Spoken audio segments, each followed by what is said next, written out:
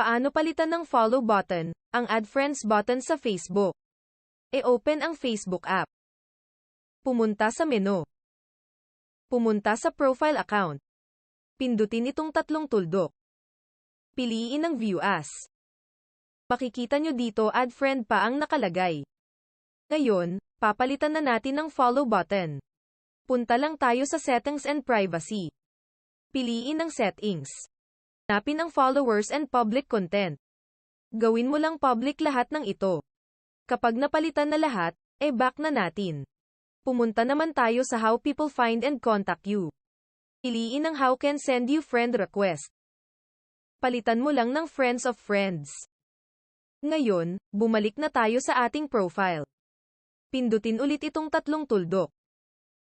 Piliin ang View As. Ayan, napalitan na ng follow button ang Add Friend button mo.